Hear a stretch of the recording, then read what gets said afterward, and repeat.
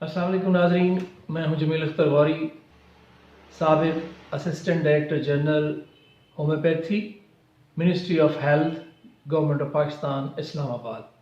और आप देख रहे हैं मेरा YouTube channel health care establishment. नाज़रीन, आज के जो वीलॉग है उसका मौजू है फॉर्म 6 और 7। मैं एक दो रोज़ से कुछ व्हाट्सएप ग्रुप्स में देख रहा हूं कि फॉर्म 6 और 7 पे जो है वो कुछ बहस जो है वो चल रही है। तो मैंने सोचा कि मैं क्यों ना आप तमाम लोगों के साथ इसकी कानूनी हैसियत जो है वो शेयर कर लूँ। तो जो ख़बर चल रही है वो ये है कि किसी साहब के पास जो है वो कुछ अद्वियात निकली हैं और कुछ का कहना है कि उनके पास फॉर्म 7 था उन प्रोडक्ट्स का, और कुछ का कहना है कि उनके पास नहीं था वो फॉर्म 7। और ये भी खबर है कि वो साहब जो हैं वो 10 रोज़ से वो जेल में मौजूद हैं, थाने में या जेल में जो है वो मौजूद हैं, उन्हें गिरफ्तार कर लिया गया। तो इसकी कानूनी हैसियत तो ये है नाज़रीन कि वो 2012 में drug regulatory authority Pakistan act जो है वो बना, और उसके मुताबिक फिर ये जो मैन्युफैक्चरिंग वगैरह जो है अद्वियात की वो उसके तहत होती है। तो अल्टरनेटिव मेडिसिन उसका हिस्सा नहीं थी। तिब की मेडिसिन हो गई, होम्योपैथी की मेडिसिन हो गई, या दूसरी हेल्थ प्रोडक्ट्स जो हैं वो उस ज़िम्रे में नहीं आती थी। लिहाजा ड्रैप वालों ने इन लोगों को भी कानून के एम्बिट में लाने के लिए कोशिश शुरू की। और ये बात है 2013 में मैं नेशनल काउंसिल फॉर होम्योपैथी का मेंबर भी था चुके, और उस वक्त ही ये सिलसिला शुरू हुआ था। और मुझे इत्तेफाक हुआ है वो ड्रैप की शुरू की जो 2-3 मीटिंग्स हैं वो अटेंड करने का भी इत्तेफाक हुआ। और उसमें सबसे पहले तो यही उनकी कोशिश थी कि किसी तरह से हम इनको इसके अंदर शामिल कर लें। और उसमें सबसे पहले जो काम था वो ये था कि ये देखा जाए कि कितनी जो मैन्युफैक्चरिंग इदारे हैं जो अद्वियात बना रहे हैं, तिब की अद्वियात बना रहे हैं, होम्योपैथिक की अद्वियात बना रहे हैं, और फिर कितनी अद्वियात बना रहे हैं। तो उनका इरादा ये था कि इनको सबको एनलिस्ट कर लिया जाए, और शुरू में एनलिस्ट कर लिया जाए, उसके बाद जो रजिस्ट्रेशन का प्रोसेस है वो किया जाए। तो एनलिस्ट करने के लिए जो उन दिनों में जो फीस तय हुई थी वो 200 रुपये एक फ़ी प्रोडक्ट की जो है वो उन मीटिंग्स के अंदर जो है वो तजवीज़ थी, और वो पेश की गई थी कि जी 200 रुपये फ़ी प्रोडक्ट। और कंपनी का मेरे जहन में नहीं है इस वक्त कि कितनी उन्होंने रखी थी कि अगर किसी फर्म को, जो मैन्युफैक्चरिंग फर्म है, उसको एनलिस्ट करना है तो फिर उसकी कितनी फ़ीस जो है वो होगी, वो मेरे जहन में इस वक्त नहीं है। चुनांचे उन्होंने इसका जो है वो रूल्स तरतीब दिए, और इन रूल्स को जो है वो नाम दिया गया the alternative medicines and health products enlistment rules 2014।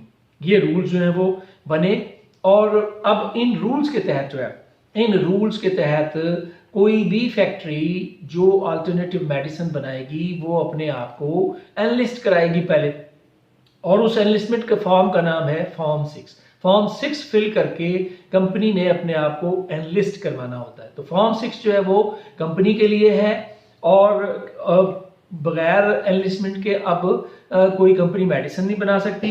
और फॉर्म 7 जो है उस कंपनी की प्रोडक्ट का है, जो जितनी भी प्रोडक्ट्स हैं हर प्रोडक्ट के लिए उसको नंबर जारी करता है ड्रैप जो है, और वो प्रोडक्ट जो है फिर कानूनी हो जाती है। तो फॉर्म 6 जो है वो कंपनी के लिए होता है कि उसकी इन्वेस्टमेंट हो गई है, ये प्रोडक्ट्स बनाने की मजाज है।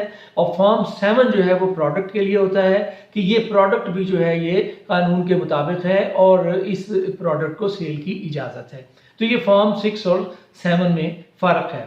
अब ये है कि कोई भी जो ड्रग सेल कर रहा है, वो पंसार स्टोर है या वो होम्योपैथिक स्टोर है, वो कहीं भी अगर ड्रग सेल हो रही है, ये अल्टरनेटिव मेडिसिन सेल हो रही है, तो वो फॉर्म 7 वाली ही, फॉर्म 6 और फॉर्म 7 वाली ही मेडिसिन जो है वो सेल हो सकती है। इसके अलावा अगर कोई मेडिसिन सेल करता है तो वो कानूनन जुर्म है, और उस जुर्म की सजा है, और उस जुर्म की सजा जो है वो है 3 से 10 साल तक कैद जो है वो हो सकती है, और इसके साथ साथ 10 लाख रुपए तक जुर्माना हो सकता है। कि अगर कोई फर्म जो है, कोई फर्म बगैर एनलिस्टमेंट के अद्वियात तैयार कर रही है तो वो भी इसके ज़िम्मे में आती है।